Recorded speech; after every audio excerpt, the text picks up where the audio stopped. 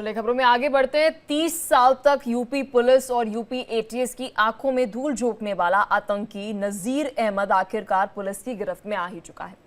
1993 में सहारनपुर के देवबंद को दहलाने वाला आतंकी कहां से और कैसे गिरफ्तार हुआ, हमारी स्पेशल रिपोर्ट में देखिए।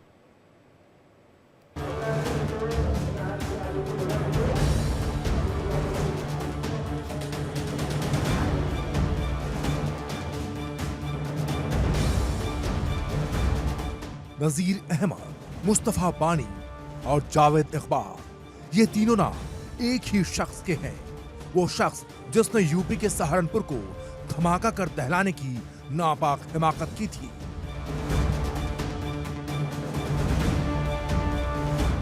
धमाका आज, कल, परसों, हफ्तों या महीनों पहले नहीं, बल्कि बरसों पहले अंजाम दिया गया था।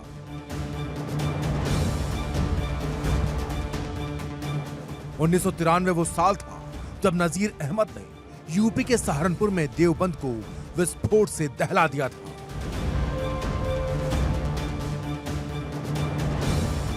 धमाके से दहलाने के बाद आतंकी नजीर यूपी एटीएस के रडार पर था, लेकिन नजीर इतना शातिर है कि भेष बदलकर, अपनी पहचान बदलकर, अपना नाम बदलकर 30 साल तक यूपी पुलिस और एटीएस को चकमा देता रहा।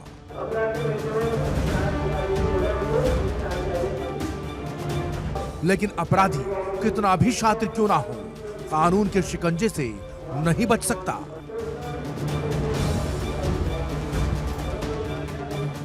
और यूपी एटीएस ने श्रीनगर में रविवार यानी 17 नवंबर को उसे धर दबोचा। नजीर अहमद वानी, जो 30 साल से पुलिस की आंखों में धूल झोंक रहा था, 1994 में सहारनपुर कोर्ट से जमानत मिलने के बाद कोर्ट में वो कभी तारीख पर नहीं पहुंचा। उसने अपनी पहचान बदली, अपना ठिकाना बदला और अलग अलग जगहों पर रहने लग गया। लेकिन इस बार वो पुलिस को चकमा नहीं दे सका और एटीएस ने सहारनपुर पुलिस के साथ मिलकर उसे श्रीनगर के बडगाम से गिरफ्तार कर लिया।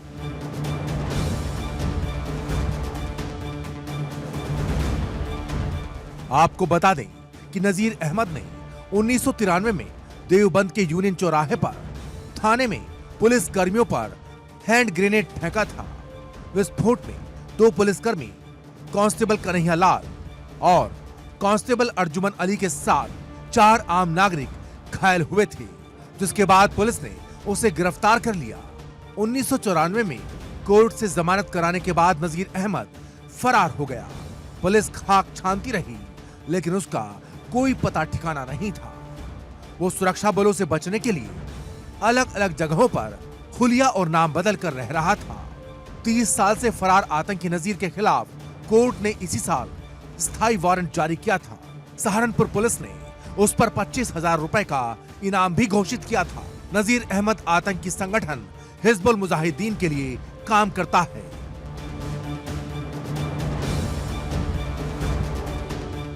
यूपी एटीएस उसकी सरगर्मी से तलाश कर रही थी। कोर्ट के स्थायी वारंट के बाद एटीएस की टीम लगातार उसकी धरपकड़ की कोशिश में जुटी थी और एटीएस को नजीर अहमद के श्रीनगर में होने की भनक लगी। वैसे ही एक्शन में आ गई और उसे श्रीनगर के बडगाम से गिरफ्तार कर लिया। मई के महीने में इसके विरुद्ध स्थायी 2024 मई में इसके विरुद्ध स्थायी वारंट माननीय न्यायालय द्वारा जारी किए गए थे।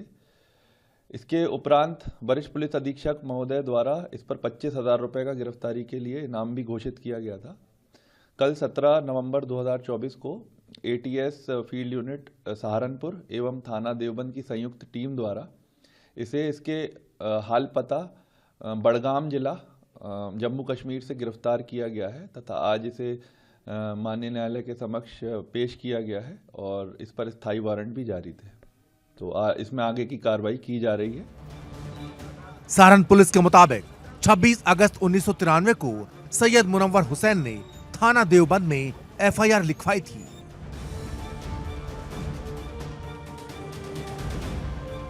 जिसके बाद 26 मई 1994 को फर्जी दस्तावेजों के साथ उसे गिरफ्तार किया गया था।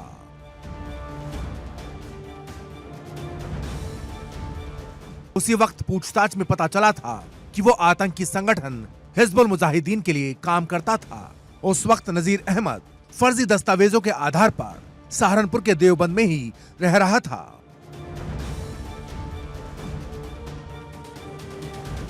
और उसने लोगों में दहशत फैलाने की नियत से पुलिस थाने पर ग्रेनेड फेंका था। बरामद फर्जी दस्तावेजों के आधार पर नजीर को जेल भेजा गया, जहां उसने 1 साल बाद जमानत ले ली और फिर फरार हो गया। Bureau report, India daily.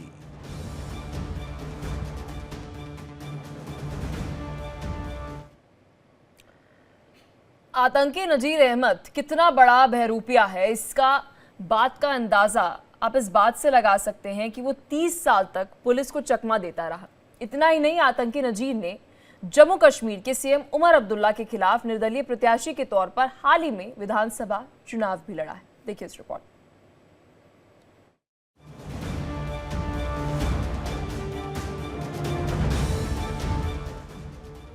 बेगुनाह पुलिस वालों पर हमला करने वाला आतंकी नजीर अहमद कितना शातिर है, इस बात का अंदाजा इसी बात से लगाया जा सकता है कि वो देवबंद में धमाका कर कोर्ट से जमानत लेकर मौके से फरार हो गया। इतना ही नहीं, वो जगह जगह हुलिया बदल कर रह रहा था, जिसका फायदा उसे हाल ही में हुए जम्मू कश्मीर विधानसभा चुनाव में मिला। जम्मू कश्मीर विधानसभा चुनाव में आतंकी नजीर अहमद वानी ने बडगाम विधानसभा क्षेत्र से किसी और नहीं बल्कि मुख्यमंत्री उमर अब्दुल्ला के खिलाफ चुनाव लड़ा था।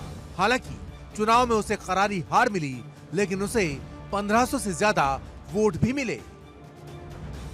गौर करने वाली बात यह थी कि 51 साल के वानी ने अपने चुनावी हलफनामे में अपना पेशा व्यवसाय बताया था। देवबंद धमाके का उसने हलफनामे में जिक्र तक नहीं किया था। 1993 के सहारनपुर में विस्फोट मामले में जमानत पर बाहर था, जिसमें 2 पुलिसकर्मी और 4 आम नागरिक घायल हुए थे। पुलिस के मुताबिक जब 1992 में धमे विवादित ढांचा गिराया गया तो उसी दौरान देवबंद में कई स्थानों पर सांप्रदायिक हिंसा हुई थी। इसी का फायदा उठाकर नजीर अहमद वानी ने पुलिस कर्मियों पर बम से हमला कर दिया। जब 1992 में अयोध्या में बाबरी मस्जिद के विवादित ढांचे को गिराया गया था, उस वक्त सहारनपुर में सांप्रदायिक हिंसा हुई थी।